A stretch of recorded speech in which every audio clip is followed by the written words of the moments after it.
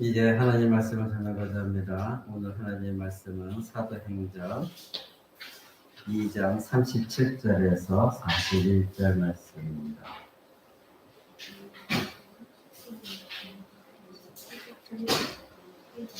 신약성경 190쪽에 있습니다. 사도행전 2장 37절에서 41절까지 신약성경 190쪽에 있습니다. 제가 여러분한테 봉독해 드립니다. 저희가 이 말을 듣고 마음에 찔려 베드로와 다른 사도들에게 물어 가로되 형제들아 우리가 어찌할꼬 하거늘 베드로가 가로되 너희가 회개하여 각각 예수 그리스도의 이름으로 세례를 받고 죄 사함을 얻으라. 그리하면 성령을 선물로 받으리니 이 약속은 너희와 너희 자녀와 모든 먼데 사람 곧 주 우리 하나님이 얼마든지 부르시는 자들에게 하신 것이라 하고 또 여러 말로 확증하여 권하여 가로되 너희가 이 패역한 세대에서 구원을 받으라 하니 이 말을 받은 사람들은 세례를 받으매 이날의 제자의 수가 3,000이나 더하더라. 자, 이제 우리 사도행전 강의 7번째 시간 소 제목은 중단 없는 그리스도의 구속을 이루는 성령의 강림입니다.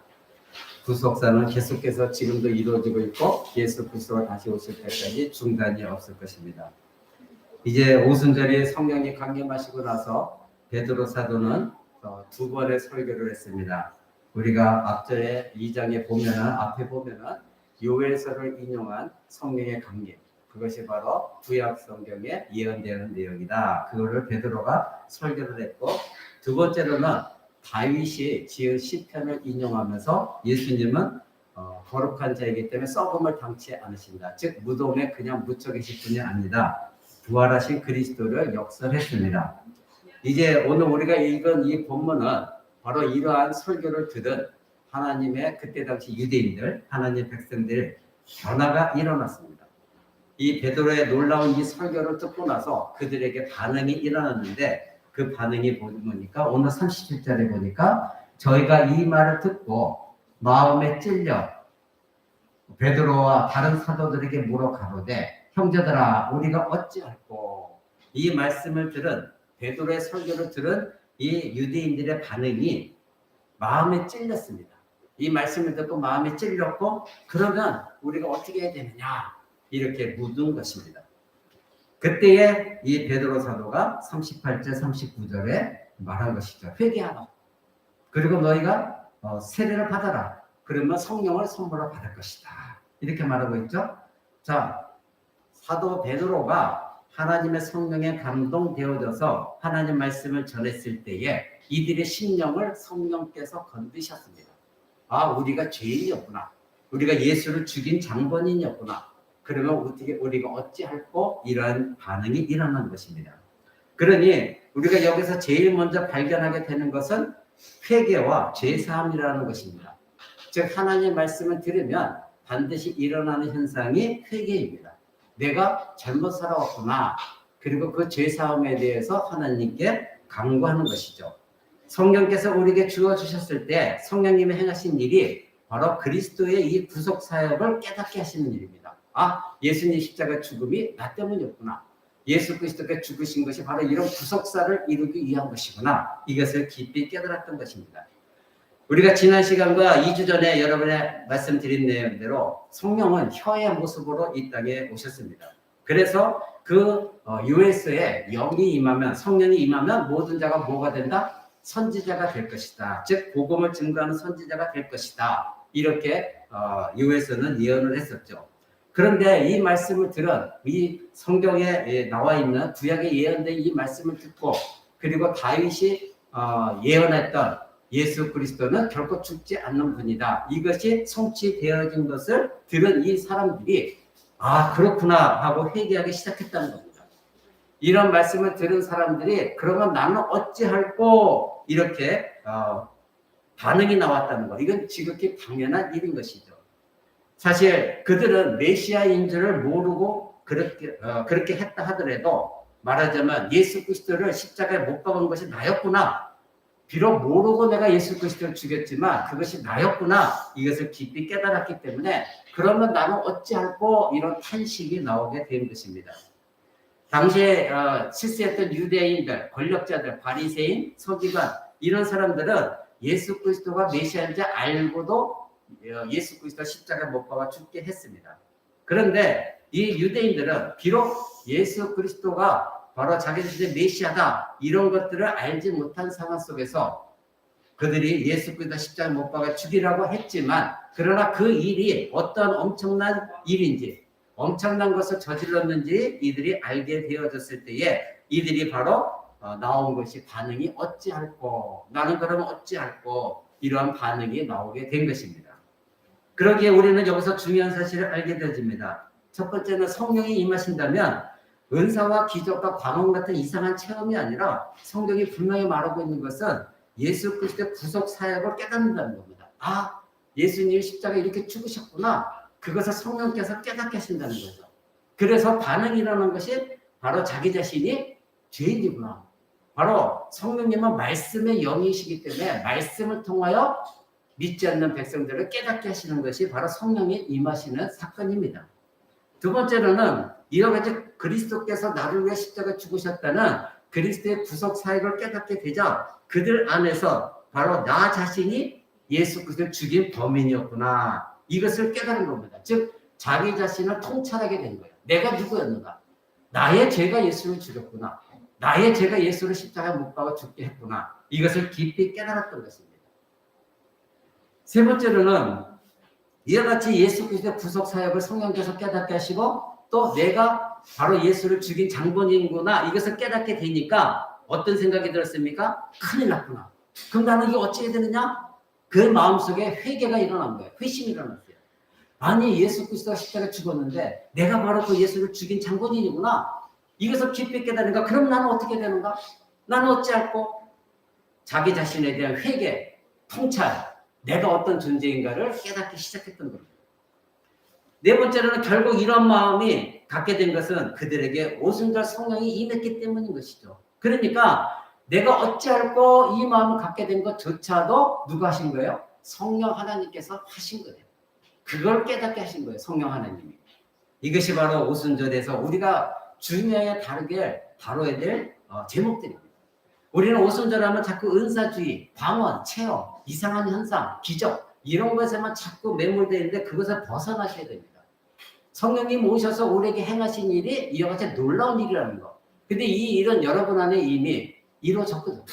여러분이 말씀을 들을 때 아 그렇구나. 내가 죄인이었구나. 예수 그리스도를 내가 십자가에 못 박아 죽게 했구나. 바로 내가 죄인이었으니 그럼 어떻게 해야 되는가? 여러분 회개하셨죠. 그래서 성령님이 그것까지도 여러분에게 일을 하신 겁니다. 이것이 성령님이 오신 일입니다. 그래서 우리는 자꾸 나타나진 것에 여러분 관심 두지 마시고 성령께서 나를 구원하시기 어떤 일을 행하셨는가 이것에 여러분들이 많은 관심을 가지셔야 됩니다. 그러므로 우리가 알게 되는 것은 성령님은 바로 그리스도를 깨닫게 하신다 이겁니다.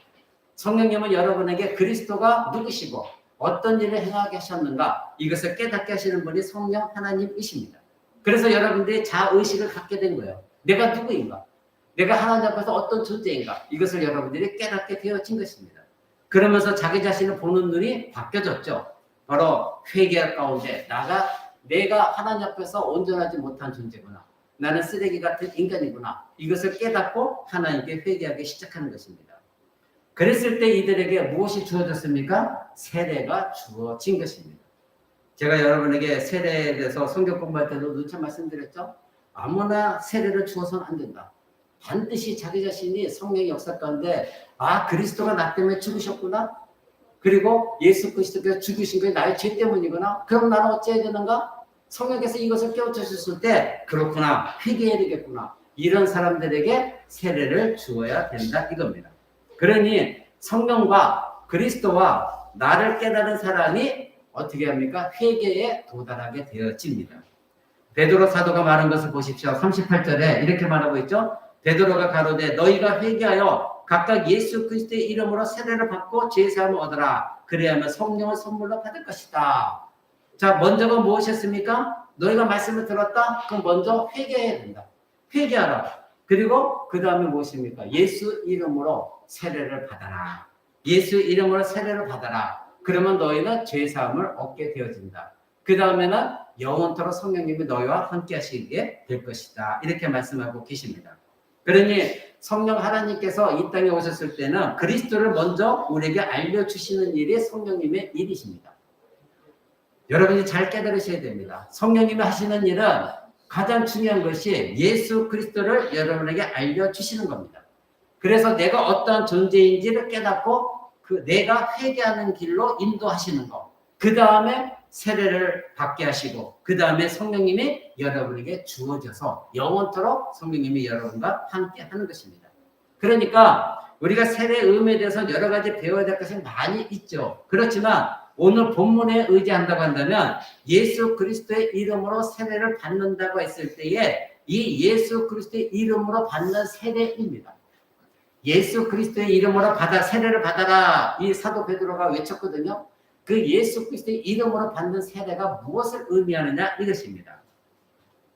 우리 기독교 전통에서 세례를 받을 때 보통 사도가 말한 예수 그리스도의 이름으로 이 받는 세례가 애초부터 여러분들이 익숙한 것이에요. 그런데 이 당시에 베드로가 이 유대인들에게 예수의 이름으로 세례를 받으라. 이것은 굉장히 생소한 것이었습니다. 익숙한 것이 결코 아니었습니다. 예수님이 이전에도 세례 의식이 있었죠. 침례였죠. 그래서 세례 요한이 물속에서 사람을 집어넣고 침례했었던 의식이 있었습니다. 그런데 이 의식은 세례를 주었던 이 의식은 누군가의 이름으로 세례를 준 것이 결코 아니었습니다. 그런데 지금 사도 베드로가 말한 것은 갑자기 예수 그리스도의 이름으로 세례를 받아라 이렇게 말하고 있어요. 그러니까 유대인들이 이 말씀 들었을 때 너무나 생소해요. 아니 지금까지 우리는 누구의 이름으로 세례를 받는 것이 없었는데 그냥 물속에만 들어갔다 죄사함에 받는 세례였는데 왜 예수 그리스도의 이름으로 세례를 받느냐 이것에 대해서 의심을 품고 있었던 것이죠. 여러분들은 세례를 받을 때 분명히 여러분이 기억하실 것입니다. 성부와 성자와 성령의 이름 속으로 내가 세례를 주노라. 즉 성삼위 하나님의 이름으로 여러분들이 세례를 받았습니다. 그 이름 속에서 여러분들이 세례를 받았기 때문에 여러분들은 이 예수의 이름으로 세례를 받으라 이 말에 대해서 여러분들이 특별하게 이상한 생각이 드는 것은 아닐 것입니다. 그러나 유대인들은 그런 것이 아니었습니다. 여러분들이 알고 있는 이 70인 성경, 즉 구약 성경을 헬라어로 번역한 것이 70인 성경입니다. 거기에는 주의 이름으로, 즉 예수 그리스도의 이름, 하나님의 이름으로 세례를 받는다 할 때, 아니 주의 이름으로 무엇을 한다 할 때 이 주의 이름이라는 걸 쓸 때는 보통 찬송할 때, 예배할 때, 하나님께 영광을 돌릴 때 쓰여지는 말이 주의 이름으로, 하나님의 이름으로 이 모든 것을 행하였던 것입니다. 그러니까 유대인들이 그때 당시에 예수의 이름으로 세례를 받으라 할 때는 생소한 것이었고 바로 하나님의 이름으로 예배를 드리는 것에 쓰일 때는 하나님의 이름으로 찬송합니다. 하나님의 이름으로 예배합니다. 이럴 때는 그 이름이 쓰였어요. 그런데 세례를 받을 때는 예수 그리스도의 이름으로 세례를 준다? 이 말은 그들이 들어본 적이 없었던 것입니다. 여러분, 구약시대 때는 이와 같이 하나님의 이름으로 거기에 근거해서 하나님께 예배를 드렸습니다. 그렇다면 여러분에게 묻습니다. 여러분들이 오늘 찬양도 했고 예배를 지금도 드리고 있습니다. 그렇다면 여러분들은 이 찬양과 이 예배를 어떤 조건 하에서 전제 조건 속에서 예배를 드리고 있습니까? 여러분들이 일방적으로 나와서 예배를 드립니까? 아니면 하나님의 이름으로, 주의 이름으로, 우리 주 예수 그리스도의 이름으로 찬송하고 예수 그리스도의 이름으로 예배를 드리고 있습니까? 바로 성경이 요구하는 것은 내 의지로서 예배를 드리는 것이 아니라 바로 구약에 말하고 있는 주의 이름으로, 이것은 하나님께 예배하는 것, 그때에 쓰였던 것이 바로 주의 이름이었습니다. 그러니까 유대인들이 그리스도의 이름으로 세례를 받으라 했을 때 좀 생소했던 것입니다. 그들에게는. 그렇다면 세례를 받을 때 우리는 분명하게 알아야 될 것이 주의 이름으로 세례를 받는 것이 무슨 의미냐 이것입니다. 우리는 세례를 받을 때 죄시침을 받는 것, 그렇죠? 그래서 우리가 주의 이름으로 주어지는 것, 이것이 바로 세례다 이미 알고 있습니다. 곧 그리스도만이 우리의 죄를 씻어준다는 그 의미입니다. 그 누구도 우리의 죄를 씻어주실 분이 없다는 것입니다. 그래서 그리스도의 이름으로 세례를 받아라. 그러니까 이 세례의 온전한 씻음 받는 것의 표로서 온전한 조건, 그것은 무엇입니까? 주의 이름으로, 즉 그리스도의 이름으로 세례를 받는 것. 이것이 바로 우리가 죄 씻음을 받고 하나님의 자녀로서 가입되어지는 것. 이것이 바로 하나님의 주권적인 역사 속에서 이루어지는 일입니다. 그럴 때에 그들에게 하나님의 성령이 임하여 주시는 것입니다. 그래서 그리스도의 이름으로 세례를 받아라. 그랬을 때 이 유대인들은 그제서야 깨닫기 시작했던 겁니다. 그들은 주의 이름으로 하면 예배하고 찬송하는 것에만 주의 이름을 썼었는데, 이제는 사도 베드로가 그리스도의 이름으로 세례를 받아라. 그러니까 그때부터 이제 다시 성령의 역사 속에서 이 예수 그리스도가 행하신 일, 그 모든 것을 통하여 내가 세례를 받아야 되는구나. 그것을 깨달아 알게 되어졌다는 것입니다. 자, 그랬을 때 이 사도 베드로가 말하는 것이 무엇입니까? 오직 주 예수 그리스도의 이름으로 세례를 받았을 때 주어지는 것이 결과물이 뭐였죠? 성령 하나님을 받는다 이겁니다. 38절 보십시오. 그리하면 즉 예수 그리스도의 이름으로 세례를 받는 그들에게 선물로 무엇이 주어졌나요? 베드로가 가로되 너희가 회개하여 각각 예수 그리스도의 이름으로 세례를 받고 제사함을 얻으라. 그리하면 성령을 선물로 받으리니, 이렇게 말하고 있습니다. 성령을 선물로 받는다는 겁니다. 그렇습니다. 오직 예수 그리스도의 이름으로만 주어지는 세례를 받았을 때에 주의 백성들에게 주어지는 선물이 무엇이라고요? 성령 하나님이십니다. 자, 그렇다면 여러분 잘 생각해 보십시오. 예수 그리스도의 이름으로 세례를 받았을 때에 성령 하나님을 여러분에게 선물로 주십니다. 그러면 예수 그리스도의 이름으로 세례를 받는 의미가 무엇일까요?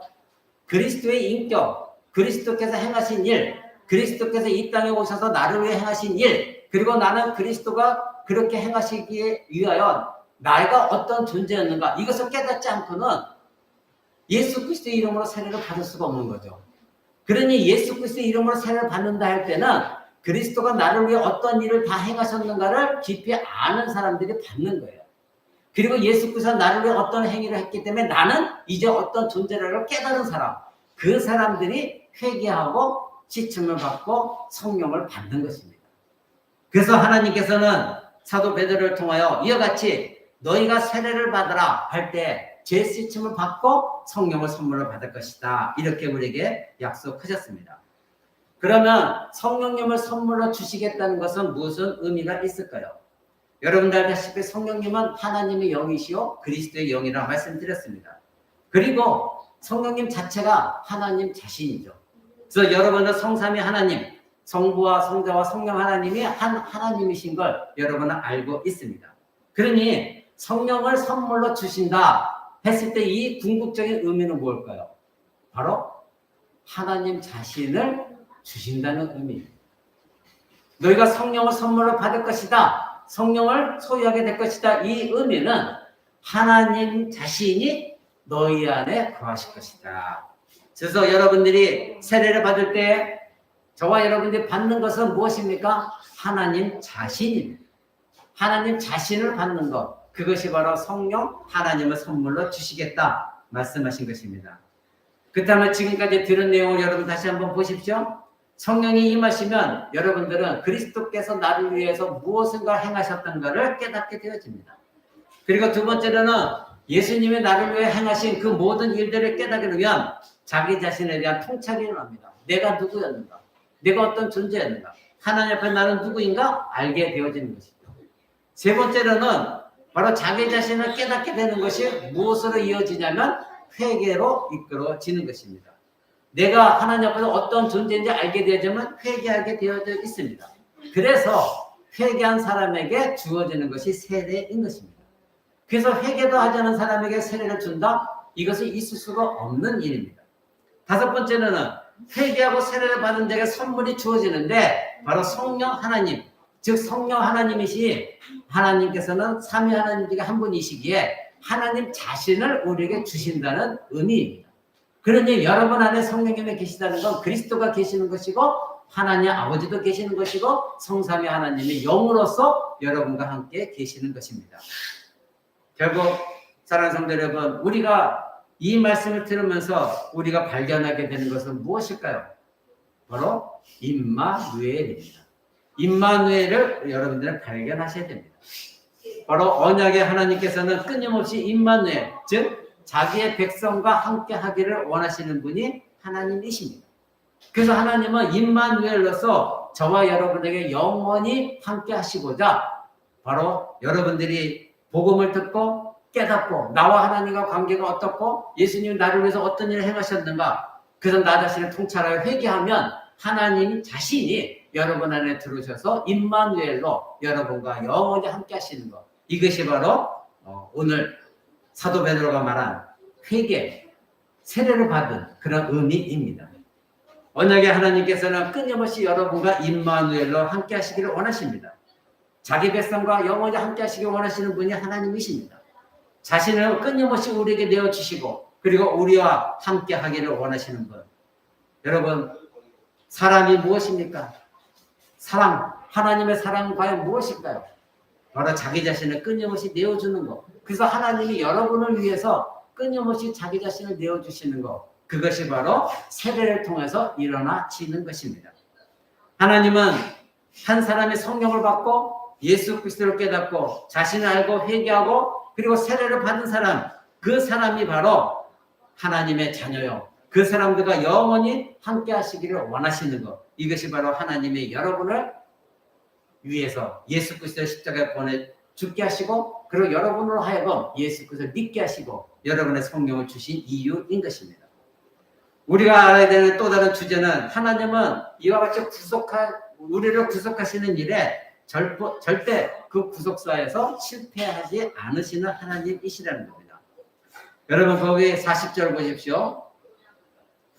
또 여러 말로 확증하며 권하여 가로되 너희가 이 패역한 세대에서 구원을 받으라 하니 그 말을 받는 사람들을 세례를 받으매 이날에 제자의 수가 3,000이나 더하더라, 이렇게 분명히 말하고 있습니다. 그래서 성령 강림과 이 베드로의 설교, 이 설교를 들은 유대인들 그 반응, 그 결과, 이 모든 기록한 말씀, 이것이 우리에게 알려주는 것은 무엇일까요? 여러분 3,000명이나 회개를 했다고 합니다. 오늘날 3,000명과 그때 당시에 3,000명과 숫자 상으로만 봐도 이게 다른 면입니다. 오늘날 3,000명보다 이때 3,000명 엄청난 숫자였습니다. 그런데 베드로가 한 번 설교를 통하여 순식간에 3,000명이나 되는 사람이 그 자리에서 회개하고 성령을 받았습니다. 세례를 받았습니다. 여러분, 하나님께서 구속사역을 이루시는 모든 일들은 실패함이 없습니다. 중단이 없으십니다. 끊임없이 계속해서 하나님이 구속하시는 일들은 일어나지고 있습니다. 여러분의 구약성경 잘 알다시피 여리고성을 점령하기 위해서 이스라엘 백성들이 정탐꾼으로 가나안 땅에 들어갑니다. 그때에 라합이라는 기생을 만나게 됩니다. 여리고성을 공격하기 이전에 하나님이 무엇을 준비하셨는가를 우리는 거기서 알아야 됩니다. 왜 하나님은 그 가나안 땅에 있는 이방인인 이 기생 라합을 준비하셨을까요? 그리고 이 기생 라합은 이스라엘의 12지파의 정탐꾼을 만나고 나서 왜 그들을 숨겨줬을까요? 그리고 이 기생 라합은 이방인인데 어떻게 이 정탐꾼들에게 하나님에 대해서 고백을 하게 하였을까요? 이건 우연의 일치가 아니라 하나님이 이스라엘 백성들을 구속하기 위한 하나님의 계획 가운데 있는 것입니다. 여러분 구약성경 여호수아 2장 9절을 한번 봅니다. 구약성경 여호수아 2장 9절입니다. 제가 가진 성경 구약성경 321쪽에 있습니다. 구약성경 321쪽 여호수아 2장 9절 말씀부터 한번 봅니다. 제가 여러분에게 읽어드립니다. 말하되 여호와께서 이 땅을, 이 지금 기생 라합이 이스라엘 정탐꾼들에게 하는 말이에요. 말하되 여호와께서 이 땅을 너에게 주신 줄을 내가 아노라. 우리가 너희를 심히 두려워하고 이 땅 백성이 다 너희 앞에 간담이 녹나니 이는 너희가 애굽에서 나올 때에 여호와께서 너희 앞에서 홍해물을 마르게 하신 일과 너희 요단 저편에 있는 아모리 사람의 두 왕 시온과 옥에게 행한 일, 곧 그들을 진멸시킨 일들을 우리가 들었습니다. 우리가 듣자 곧 마음이 녹았고 너희의 영고로 사람이 정신을 잃었느니 너희 하나님 여호와는 상천하지의 하나님이시니라. 이렇게 말합니다. 여러분 이 정탐꾼에게 말한 이 기생 라합은 이스라엘 백성이 아니었습니다. 이스라엘 백성들처럼 선지자들에게 어떤 말을 전해 들은 사람도 아닙니다. 그런데 하나님께서 이스라엘 백성들에게 행하신, 즉 출애굽 시킬 때 행하신 그 모든 일들을 그들은 들었습니다. 그래서 그 말씀을 들었고 소문을 들었고, 그래서 그 요단강뿐만 아니라 하나님께서 홍해를 가르신 그 모든 사건들을 들었기에, 그리고 그 주변에 있는 옆에 있는 나라들의 그 왕, 그들이 하나님께서 어떻게 그들을 잠잠케 하셨고 물리치셨는가, 그것에 대해서 소문을 다 들은 사람이 이 기생 라합이었습니다. 그래서 이 기생 라합은 그 모든 것을 듣고 지금 이스라엘 백성들, 즉 정탐꾼들에게 하는 말입니다. 다시 한번 읽습니다. 여호와께서 이 땅을 너에게 주신 줄 내가 아노라. 그 땅은 자기가 지금 살고 있는 가나안 족속들의 땅입니다. 근데 지금 이 여인이 한 말이, 그것도 기생인 이 여인이 한 말이, 이 땅을 하나님께서 너에게 주신 것을 내가 안다, 이렇게 고백하고 있어요. 그래서 우리가 너희를 굉장히 두려워한다. 그리고 이 백성이 다 너희 옆에 간담이 녹았다. 가나안 땅에 있는 백성들이 다 지금 두려워하고 있다. 왜? 너희 하나님이 너희를 위해서 홍해를 가르셨고 요단강을 가르셨고 그 주변에 있는 모든 왕들을 다 잠잠케 하신 것을 우리가 알았기 때문에 오히려 우리가 너희를 두려워한다, 이렇게 말하고 있는 것을 보게 됩니다. 사랑하는 성도 여러분, 왜 하나님께서는 이 라합을 준비하셨을까요? 그리고 정탐꾼들을 통해서 왜 라합의 이런 고백을 하나님께서 듣게 하셨을까요? 우리는 이것을 알아야 됩니다. 우리는 라합의 이 이야기를 통해서 한 개인의 회심 사건 이상을 우리는 발견해야 됩니다. 이스라엘은 처음 애굽을 탈출했을 때 석 달 안에 이 시내산의 당도에서 하나님의 율법 말씀을 받았습니다. 이것이 원래 정해진 하나님의 코스였죠. 그래서 하나님의 백성이 신정 국가로, 하나님 통치하신 국가로 세워지기 위해서는 법이 필요했습니다. 그것을 율법을 주어 주신 것입니다. 이스라엘은 이 애굽을 탈출한 후에 제대로 된 국가로 세워지기 위해서 시내산으로 향해야만 했던 것입니다. 그런데 여러분, 그 시내산에서 어떤 일이 일어났는지 여러분 알고 계십니다. 바로 하나님께서는 지금 이 기생 라합이 말한 정탐꾼 이전에, 훨씬 이전에, 약 40년 전에 하나님은 이스라엘 백성들 12지파를 한 명씩 뽑아서 이 똑같은 가나안 땅으로 정탐꾼을 보냅니다. 지금 여러분들이 여호수아서 2장 읽은 건 두 번째 정탐꾼을 보냈을 때고, 원래 그 전에 정탐꾼이 12명이 가나안 땅에 들어가 정탐했었죠. 그때 그 정탐꾼들이 행했던 일이 무엇입니까? 가나안 땅에 들어가 봤더니 자기들은 왜소하고 가나안 땅에 있는 땅은 풍부하기 때문에 그들이 너무나 잘 먹어서 기골이 장대했습니다. 그때 그 12명의 정탐꾼 중에 2명, 여호수아와 갈렙만 빼고 10명이 돌아와서 이스라엘 백성들에게 보고한 것이 무엇이었습니까? 우리는 저 땅에 들어갈 수 없다. 불가능하다. 저들은 기골이 장대하다. 우리보다 능력이 많고 저들을 우리가 싸워서 이긴다는 건 불가능하다. 그런데 여호수아와 갈렙 두 사람은 어떻게 했습니까? 무슨 소리냐? 하나님이 약속하셨다. 하나님이 저 땅을 우리에게 주기로 약속하셨다. 그러니 우리가 싸우는 것이 하나님이 싸우니 우리는 들어갈 수가 있다. 두 사람만 하나님을 신뢰했고 의지했고 순종했고, 나머지 10사람은 연호야 가만히 좀 앉아있어. 나머지 10사람은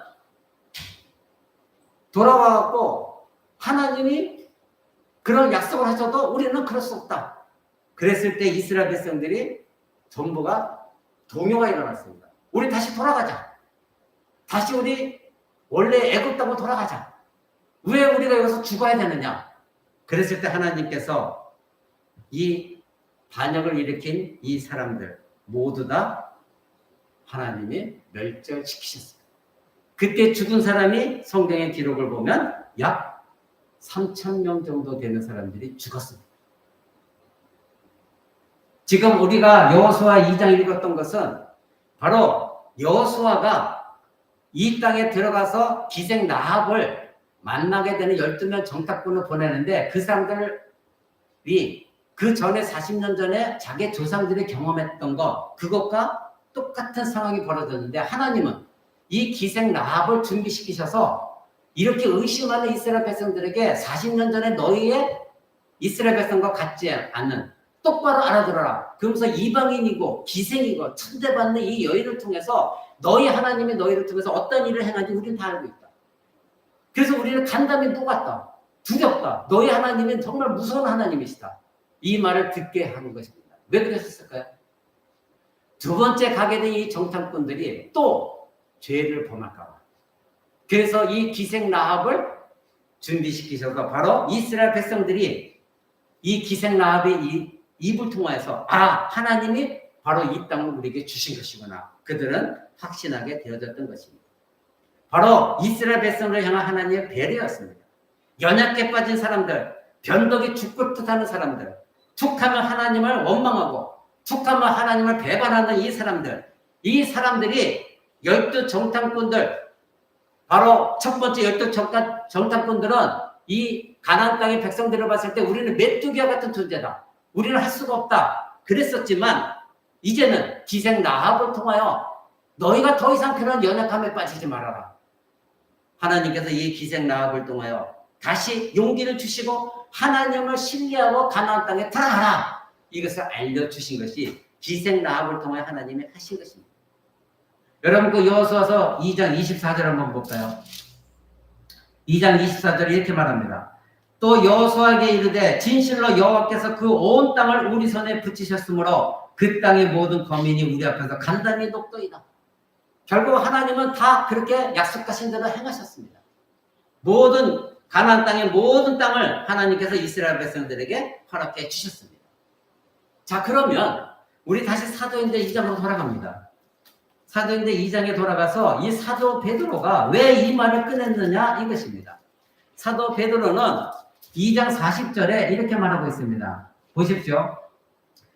또 여러 말로 확증하여 권하여 가로되 너희가 이 패역한 세대에서 구원을 받으라 이렇게 말하고 있습니다. 자, 여기서 너희가 이 패역한 세대에서 구원을 받으라. 패역한 세대. 여러분이 이 말씀을 그대로 스쳐 지나갈 때가 많습니다. 그런데 이 패역한 세대라는 것은 구약성경에 보면 하나님을 배반하고 하나님 말씀을 의심하고 하나님의 뜻을 저버리면서 자기의 생각대로 하는 사람들, 그 이스라엘 백성들을 향하여 구약성경에 말할 때에 이 패역한 백성이다 이렇게 말하고 있습니다. 그러니까 지금 사도행전 2장에서 사도 베드로가 이 성령의 강림을 목격한 이 유대인들에게 마치 광야에 일어난 이 이스라엘을 연상시키면서 너희가 바로 그런 패역한 세대다. 너희가 바로 그 하나님의 말씀을 듣고도 반역하고 변덕이 죽을 듯하고 입으로만 하나님 했지만 실제로 하나님 믿지 않는 너희의 조상과 같은 사람들이다.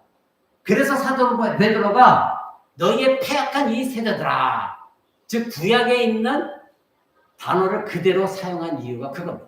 너희가 바로 너희의 조상 이스라엘 백성들 광야에서 그토록 하나님의 반역하고 그리고 하나님 앞에서 마음이 굳어져 있던 너희 조상과 같은 패역한 사람들이다. 그런데 이 패역한 상태에서 어떻게 말하? 구원을 받아야 된다. 너의 광야에서처럼 패역하지 말라. 이렇게 말하고 있는 것입니다. 광야 이스라엘 백성들은 하나님 말씀을 받았을 때에 순종으로 받지 않았습니다. 결국 뭐 어떤 마음으로 받았다고요? 패역한 마음으로 하나님 말씀을 받았다는 겁니다. 그런데 이제 옛 언약 시대는 끝났습니다. 새 언약 시대가 왔습니다. 그렇기 때문에 사도는 이 라합의 이야기에서처럼 바로 너희는 첫 세대에서처럼 실패하지 말아라. 너희 첫 세대는 실패했다. 근데 이제는 너희 실패해서는 안 된다.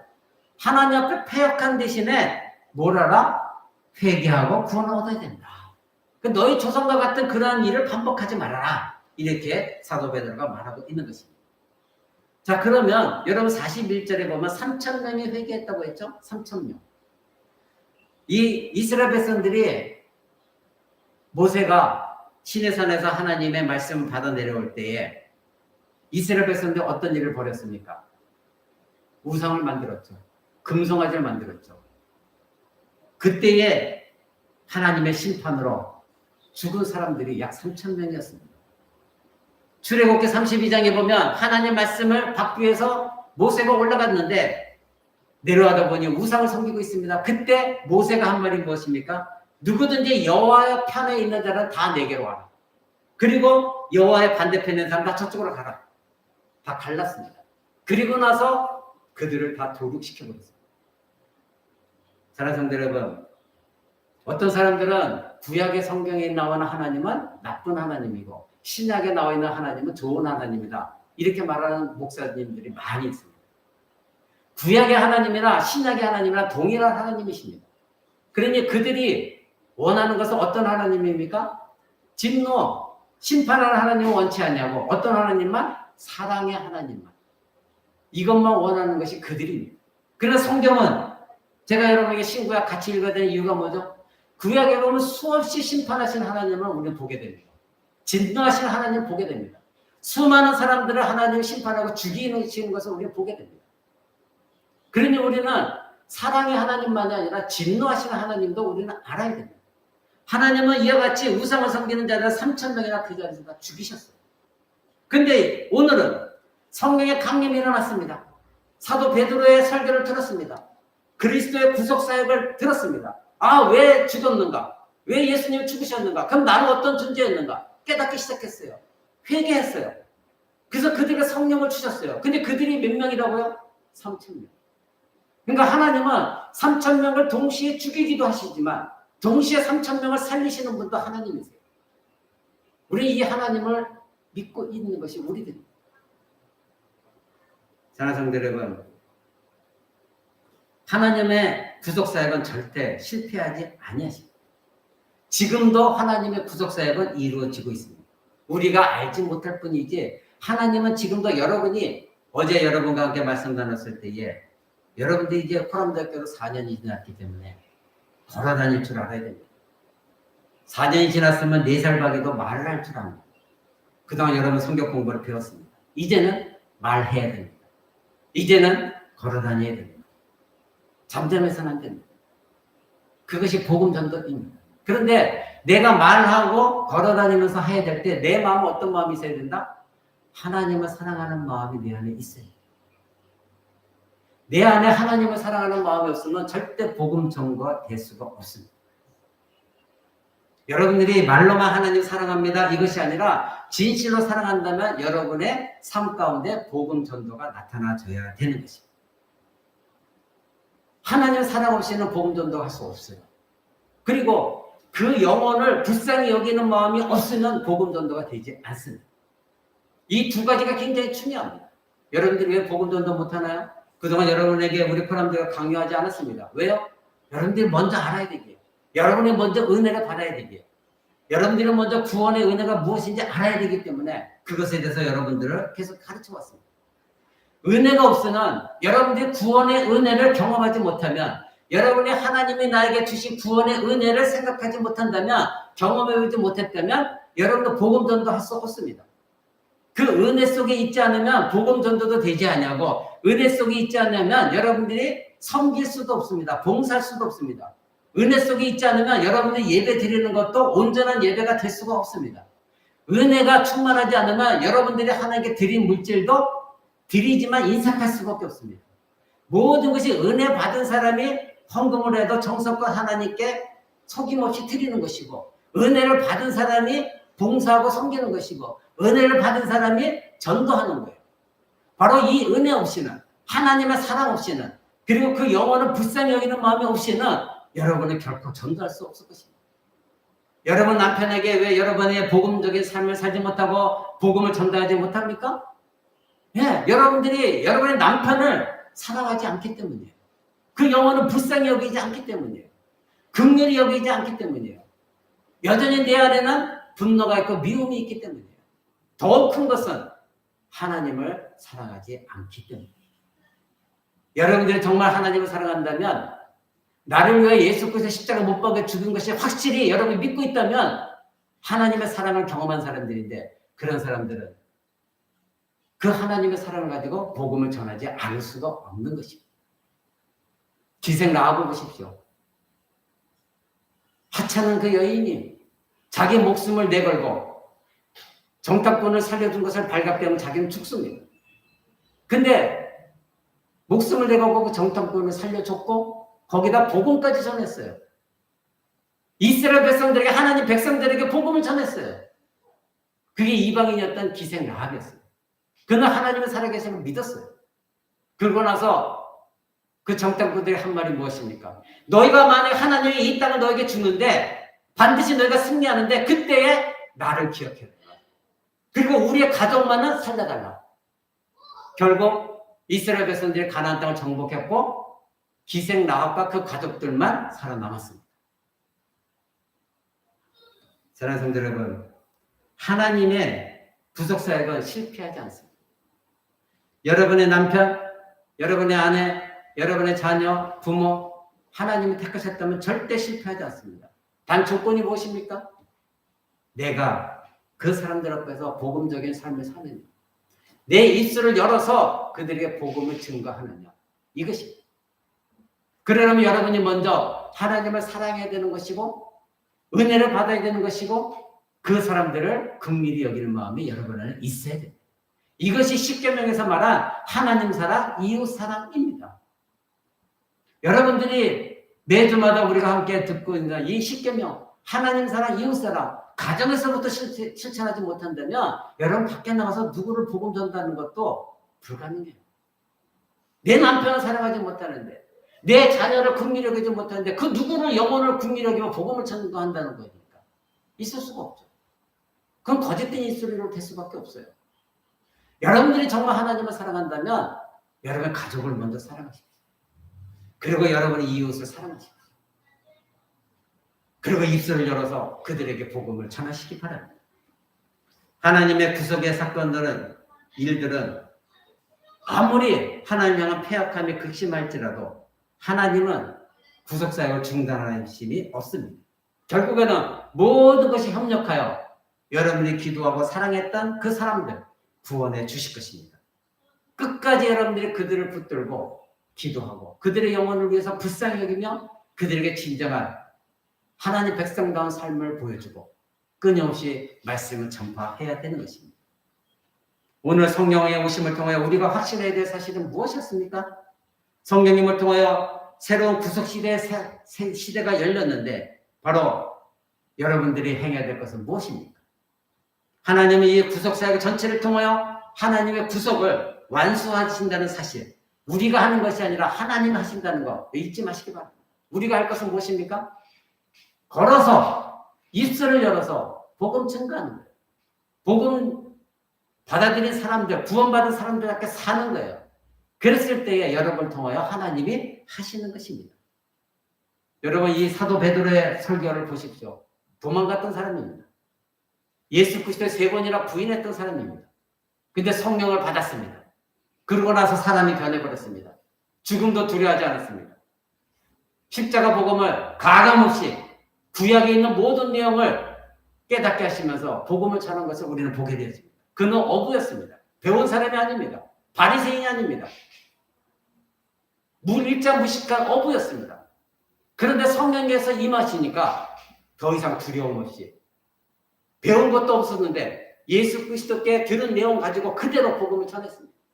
그랬더니 하나님께서 3,000명이나 넘는 사람들을 회개시키셨습니다.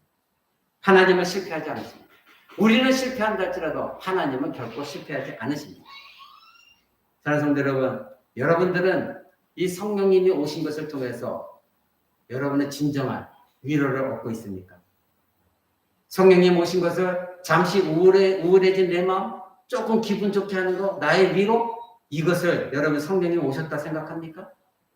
아니면 이상한 기적, 이 모든 것들을 가지고 성령님이 내 안에 있다 이렇게 말하고 있습니까? 이상한 은사나 방언 이런 것을 위로를 얻고 내가 구속받았구나 이렇게 확신하고 있습니까? 은사주의자 가운데는 방언을 못하면 구원받은 것도 아니다 말하는 악한 사람들이 있습니다. 어떻게 방언하는 것이 예수 그리스도 십자가 죽음보다 더 중요하단 말입니까? 예수 그리스도가 십자가 죽은 것이 가장 우리에게 핵심인데 방언을 못하면 예수를 믿어도 구원을 못 받는다? 그런 새빨간 거짓말이 어디 성경에 나와 있습니까? 여러분들 안에는 예수 그리스도가 살아계시다면 하나님은 여러분을 확실하게 구원하셨습니다. 방언을 못해도 은사가 없어도 기적을 베풀지 못해도 모든 기적을 체험하지 못했다 할지라도 여러분은 구원받은 백성들입니다. 하나님은 성경의 강림을 통해 저와 여러분들 사이에 말씀을 부어주셨습니다.